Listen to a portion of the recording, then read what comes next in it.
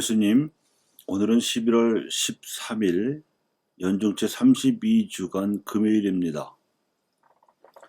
오늘 독서와 복음의 말씀은 둘 다 포괄적인 내용입니다. 길이요 진리이시며 생명이신 예수 그리스도에 대하여 포괄적으로 다루고 있습니다.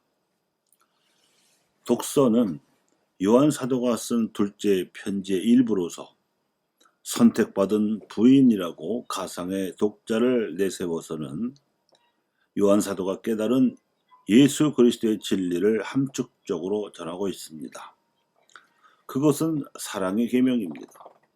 사랑의 계명을 지키는 사람은 모두 다 사랑 자체이신 하느님 안에서 태어난 사람이라고 일깨워 주는가 하면, 사랑의 계명을 지키지 않는 사람이나 예수님께서 당신 생명을 바쳐 보여주셨음에도 불구하고 그분이 사람이 되어 오신 하느님이심을 부인하는 사람은 모두 다 우상을 숭배하는 자라고 단언하기도 합니다. 복음은 루카가 쓴 복음서의 17장인데 죄와 용서라든가 믿음과 감사같이 하나님 나라에서 메시아적 백성이 되기에 필수적인 덕목에 대해서 예수님께서 가르치셨던 바를 포도한 본문입니다.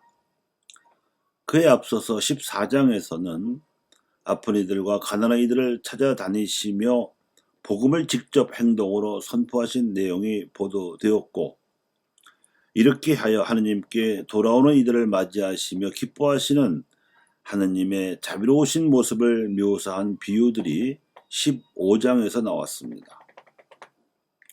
그리고 하느님께로 돌아온 이들이 재물을 올바르게 소유하고 사용해야 함을 가르치신 바 있습니다. 16장이지요. 이렇게 루카가 예수님의 가르침과 활동상을 보도하는 관점은 복음을 선포하시는 예수님을 처음에는 구경만 하던 군중을 상대로 믿음을 자라게 해서 다시 메시아적 백성의 일원이 되는 길을 제시하고자 하시는 겁니다.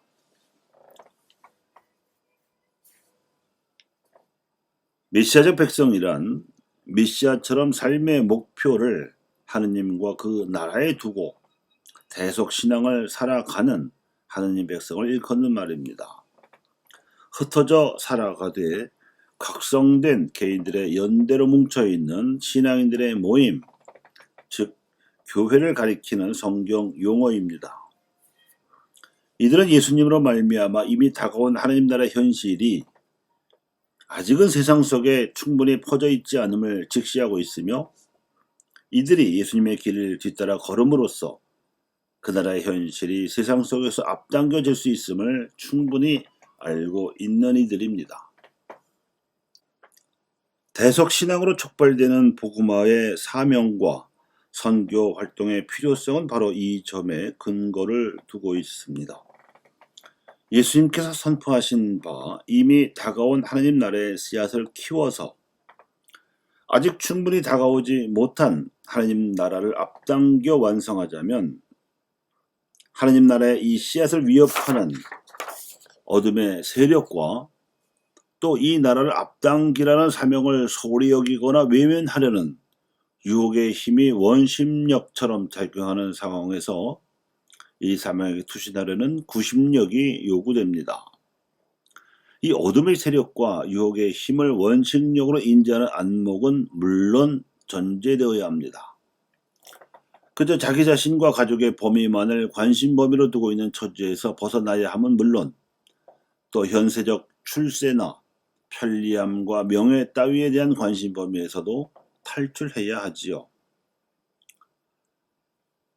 오늘 복음에서 예수님께서도 지적하고 계시다시피 하느님 나라가 다가오는 와중에도 사람들은 이를 알아보지 못하고 일상사에 매몰되어 살아갈 것이며, 심지어 죄를 짓는 줄도 모르고 죄를 저지르며 살아갈 것이지만, 믿는 이들, 특히 복음을 증거하고 선포하는 이들의 투신에 의해서 하느님 나라는 사람들 가운데에 스며들듯이 다가올 것입니다.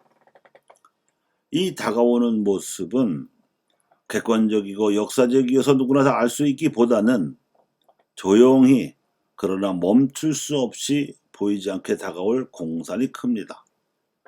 그래서 복음 선포의 업적이나 실적에 대한 관심보다는 진정한 복음 선포를 알아볼 눈과 알아들을 귀를 가진 이들이 절실하게 요청됩니다. 비록 수적으로 소수라고 하더라도 정체성이 정확하고 분명한 이들이 메시아적 백성으로서의 역할을 우리 시대에 그리고 우리 곁에서 시작하기만 하면 성령께서 이를 지렛대로 활용하시어 그 효과와 영향력을 일파만파로 키워주실 것임을 우리는 믿습니다. 그들 자신은 자신들이 해낸 그 엄청난 선교적 위력에 대해서는 전혀 알아차리도 못할 공산이 크지만 그에 대해서는 관심도 별로 없기가 쉽고 차라리 자신들이 조금이나마 메시아이신 예수님을 닮을 수 있게 된 데 대해 더 큰 의미를 부여할 것입니다. 이것이 순도 100%의 믿음이지요. 이렇게 진리이시며 생명이신 예수 그리스도께 나아가는 것이 모든 그리스도인들의 본령일진데 그 시작은 자신의 가정을 나잘의 성가정처럼 성화시키는 데에서부터 출발합니다. 실로 부부와 자녀들이 함께 신앙에 투철한 가정을 건설하는 일이야말로 평신도에게 부여된 특권입니다. 부부에게 하느님께서 주신 선물인 자녀들을 세상을 성화시킬 사도로 키우고 가족이 그 가정에서 하느님 나라를 온전히 체험할 수 있도록 하는 일이야말로 온 교회가 도와야 하는 거룩한 일입니다. 그렇자면 가족이 한데 모여 바치는 기도 생활은 하루라도 빼놓을 수 없는 필수 일과가 되어야 합니다. 이 점에 있어서는 평신도들이 기도 생활을 기본으로 삼고 있는 성직자들과 수도자들로부터 배워야 하지요. 또 하나의 특권은 직업을 통하여 세상의 성화에 직접 이바지하는 길입니다. 직업은 생계를 유지하고 가족을 부양할 수 있는 수단인 동시에 자기를 실현하고 무엇보다도 세상을 창조하신 하느님을 닮는 길입니다. 예수님의 십자가와 부활을 직업의 수고와 보람으로 체험하면서 세상을 하느님 보시기에 좋도록 바꾸고 나가는 길이기도 합니다. 해서 일상에 매몰되기보다 일상을 성화시키는 길을 가시기 바랍니다. 감사합니다.